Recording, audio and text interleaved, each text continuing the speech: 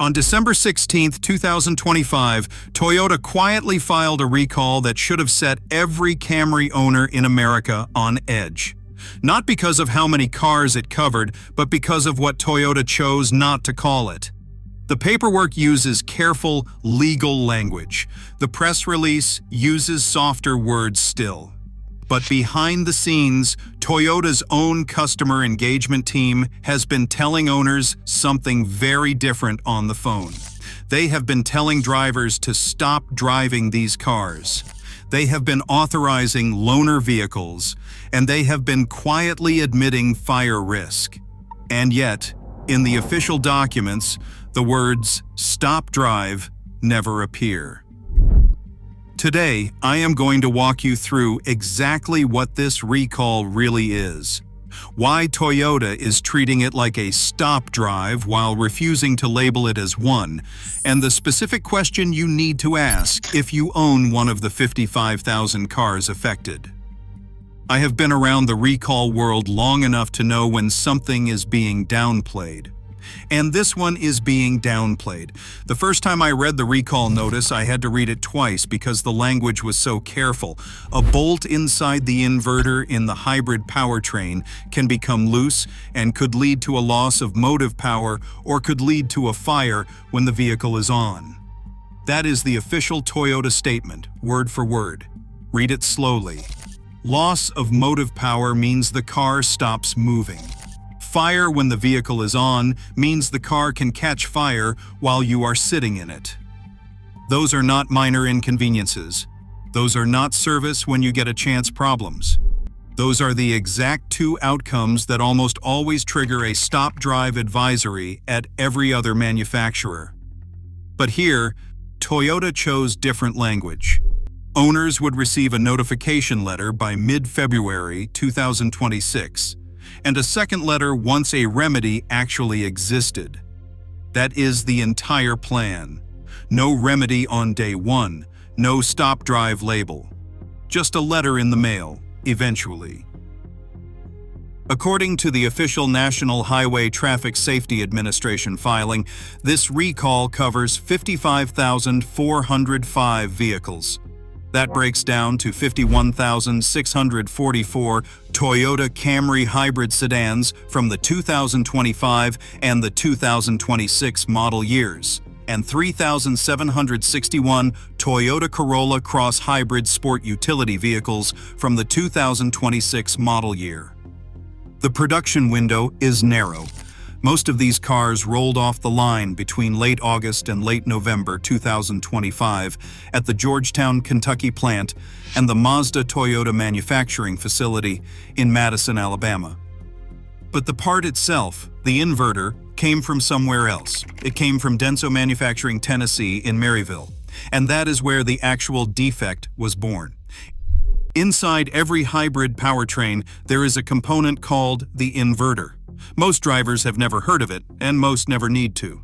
The inverter is the translator between the high-voltage hybrid battery and the electric motor that helps drive the wheels.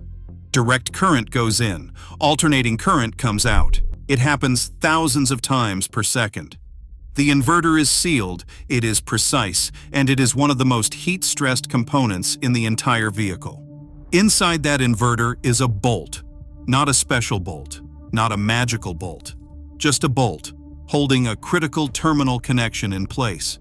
According to Toyota's own chronology filed with NHTSA, a machine at Denso's Tennessee plant had its torque settings drift during a specific production window. That single change meant the bolt was being tightened to a torque value low enough that, in Toyota's exact words, the bolt could completely lose contact with the threaded hole and drop into the assembly. Read that again. The bolt can fall out inside a sealed inverter while the car is operating, while voltage is moving through that exact terminal. Now picture what happens next, because Toyota describes both outcomes in the recall report. Outcome 1. The bolt loosens but stays in place. The electrical connection becomes incomplete. The inverter registers an error and the car activates a warning light. In a best-case scenario, you go into limp mode. In a worst-case scenario, you simply lose drive power. That is what Toyota calls loss of motive power. On a 30 miles per hour residential street, that is annoying. At 70 miles per hour in the left lane of an interstate with a semi behind you, that is potentially fatal. Outcome 2 is worse. The bolt completely loses contact, drops into the assembly, and lands on the inverter internal circuit board while the ignition is on.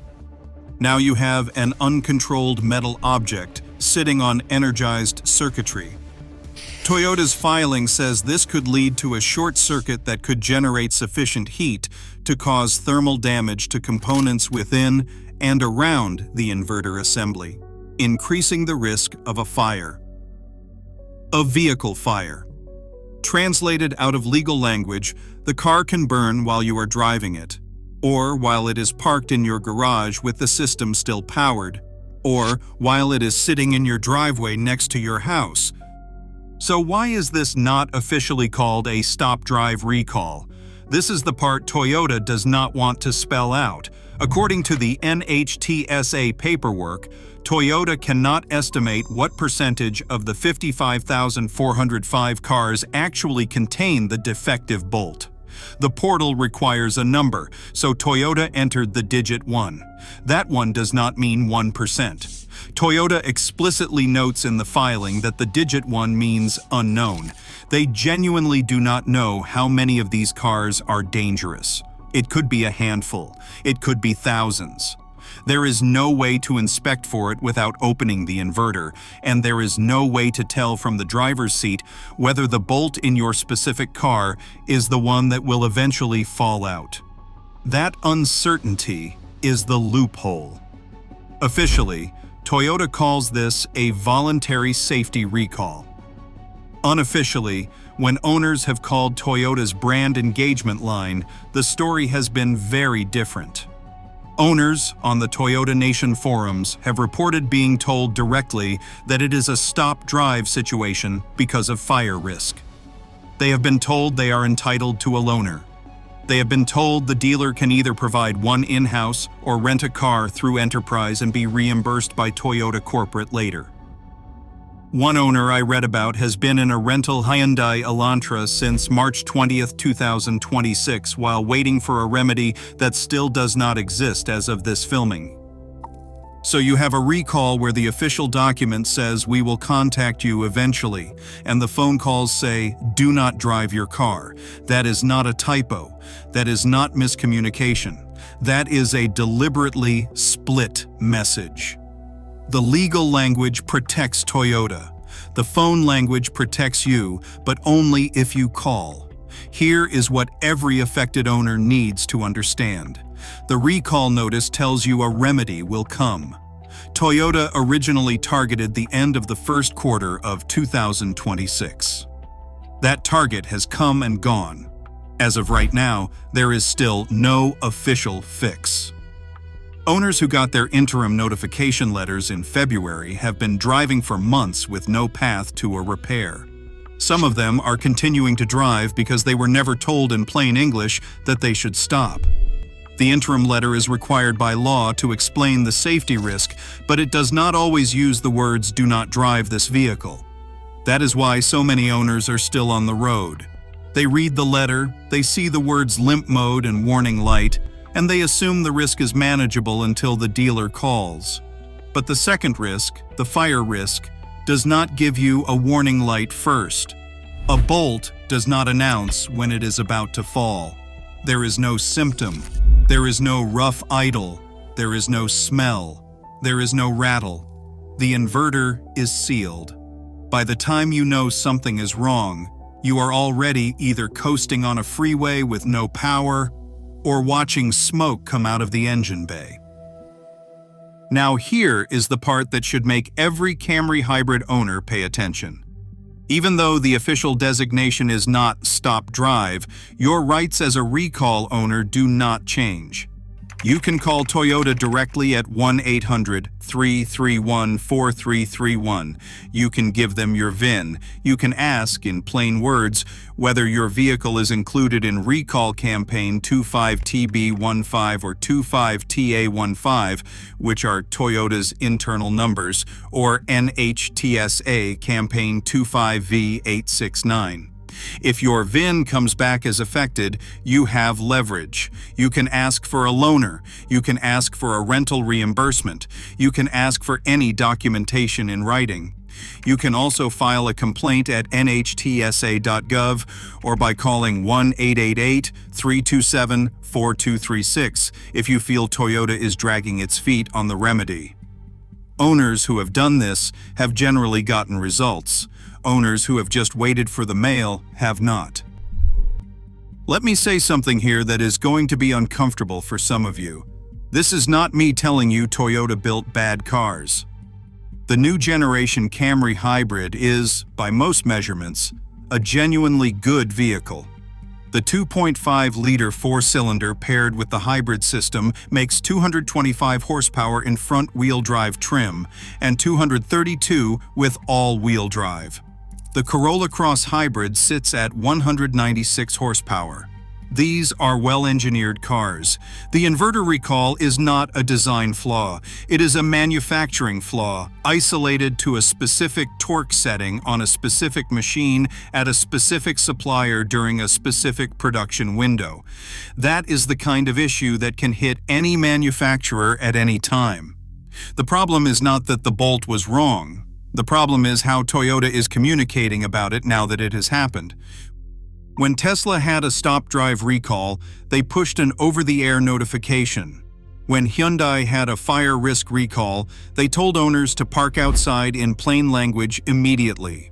When other manufacturers have faced this kind of dual risk scenario, loss of power plus fire, the language has historically been clear and aggressive. Toyota chose softer language. They chose a letter in the mail. They chose to authorize loaners only on a case-by-case basis, and only when owners specifically asked. They chose to leave it up to drivers to figure out on their own that a condition that could lead to a fire when the vehicle is on is in fact a stop-drive scenario, whether the label says so or not. And here is the part nobody talks about. Most owners do not call. Most owners read the letter, sigh, file it in a drawer, and keep driving. That is not their fault. That is how recall communication has always worked. We are conditioned to assume that if a recall were truly urgent, the manufacturer would tell us in capital letters and underlined fonts. The absence of those words is its own message. It tells us subconsciously that we have time. With this particular recall, that assumption is dangerous. So what do you actually do if you own a 2025 or 2026 Camry Hybrid or a 2026 Corolla Cross Hybrid? First, do not panic. The vast majority of these 55,000 vehicles do not have the defective bolt. Toyota's own engineering judgment, based on field reports and warranty claims as of December 10, 2025, identified 34 technical reports and 15 warranty claims that may relate. That is not a huge number out of a 55,000 vehicle population. But probably fine is not the same as definitely fine, and you cannot tell which side you are on from the driver's seat. Second, go to toyota.com/recall or nhtsa.gov/recalls and enter your VIN. That tells you immediately whether your specific car is in the campaign. Third, if you are affected, call Toyota Brand Engagement directly, not just your dealer. Ask the question out loud. Say, given the fire risk noted in the recall, should I stop driving this vehicle until a remedy is available, and am I eligible for a loaner? Document. The answer: get a reference number. Fourth, if you continue to drive while waiting for a remedy, Park the vehicle outside, away from structures, exactly as Toyota's own consumer advisories have stated. Do not park it in an attached garage. Do not park it under a carport next to your house. Do not leave it running unattended. The fire risk is only present when the ignition is on, but ignition on includes long warm-up cycles and many remote start scenarios. And finally, understand that this is not about being afraid of your car. It is about refusing to let careful corporate language make a decision for you that should be yours to make with full information. The phrase, "stop drive," is not a magic spell. The risk does not become real only when a manufacturer says those exact words. The risk is real the moment a bolt with insufficient torque is installed in a circuit that handles enough current to push 2 tons of car down a highway. Toyota knows that. Their phone reps know that. NHTSA knows that. The only question is whether you know it before the letter arrives. I have spent a long time watching how recalls are communicated, and I can tell you with complete honesty that the gap between what manufacturers say in press releases and what they tell you on a phone call is sometimes enormous. This recall is one of the clearer examples I have seen. Official documents call it a voluntary safety recall. The customer service line says, "Do not drive, we will get you a loaner." Both statements come from the same company. Only one of them is likely to reach you by default. You have to ask for the other one. If your vehicle identification number is included in this recall, do not wait for the mail. Make the call. Ask the question. Get the loaner if you qualify. Tell every Camry hybrid owner you know to do the same, because the most dangerous recall is not the one with the scariest label. It is the one that gets quietly downgraded in language while the underlying risk stays exactly the same. If this video changed how you think about recall notices, hit like so more Toyota owners see it. Subscribe if you want me to keep breaking down what manufacturers actually mean versus what they actually say. And if you own one of these cars or know someone who does, drop the model year in the comments along with whether you have received your interim notification yet. Those stories matter, because the only thing more expensive than a recall is the recall nobody told you was urgent.